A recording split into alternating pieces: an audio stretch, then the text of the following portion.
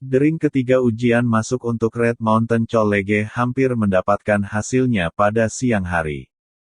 Karena sebagian besar peserta tes langsung mengabaikan tes, dan sebagian besar dari mereka yang berpartisipasi dalam tes tidak memiliki nilai yang sebenarnya, menjadi lebih mudah untuk memilah hasil tes.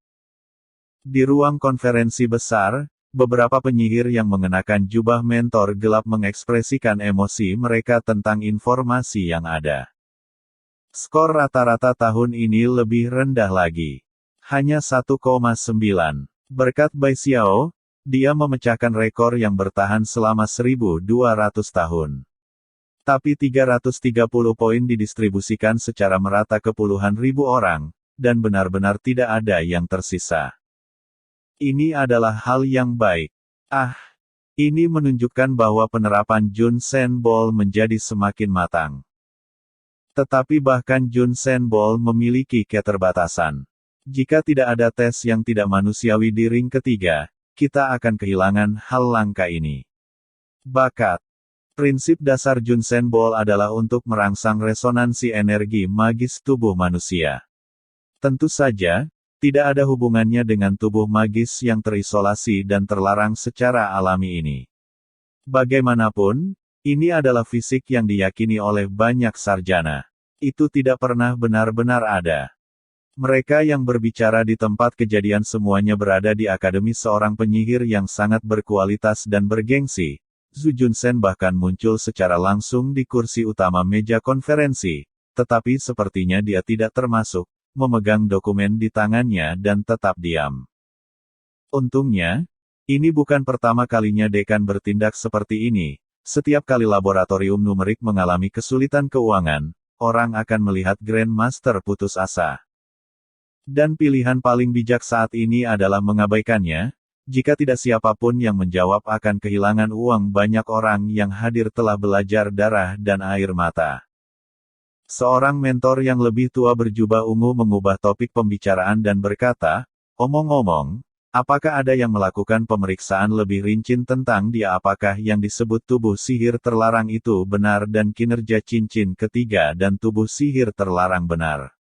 Apakah itu terkait tubuh sihir terlarang yang dirancang oleh Dewan Tertinggi 2500 tahun yang lalu hanya kebal terhadap energi sihir, tetapi tidak memiliki kemampuan fisik untuk membuka tablet batu di antara tangan dan kaki?"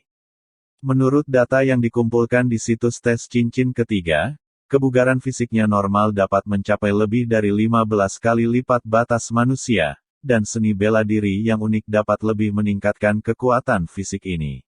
Dalam hal kekuatan tempur, itu telah jauh melampaui Qin besar Tongren dan dekat dengan orang suci.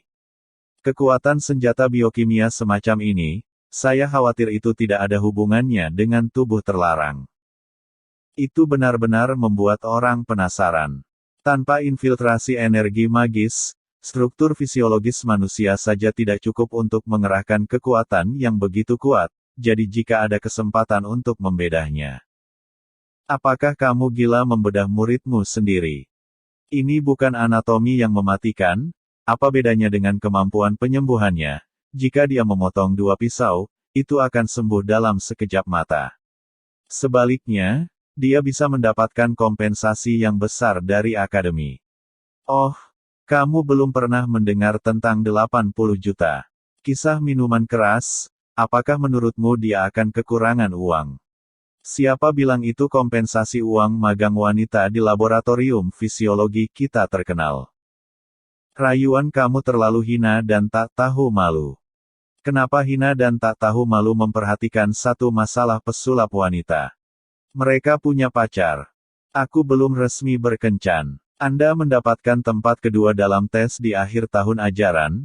Anda akan memenuhi syarat untuk berkencan, dan itu bukan hasil ujian masuk. Belum lagi apakah dia bisa mendapatkannya atau tidak, setidaknya sebelum akhir tes tahun ini, dia bisa bergaul dengan gadis-gadis di laboratorium kami dan mencobanya. Hei, kamu sudah keterlaluan, kamu seharusnya belajar putih misteri kekuatan Xiao. Jangan menyimpang, itu akan jauh lebih nyaman baginya untuk datang ke laboratorium kita dan mengambil sampel cairan tubuhnya, bukan?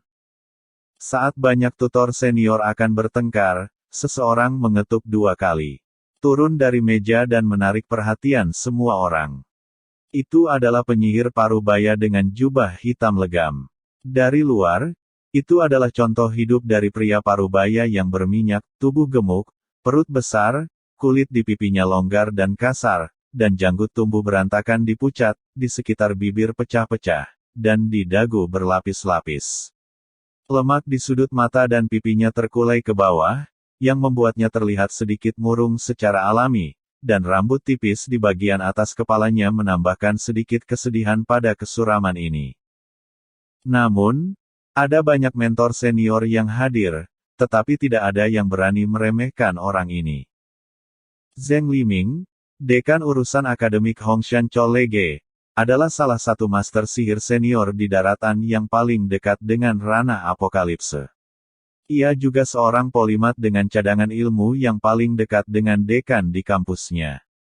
Sekarang dekan dalam keadaan kekurangan keuangan dan telah menjadi sia-sia. Orang yang paling berwibawa untuk pertanyaan akademis adalah Zheng Liming. Melihatnya mengetuk meja, dia jelas sudah memiliki jawabannya. Apakah kamu lupa pembantaian Horizon?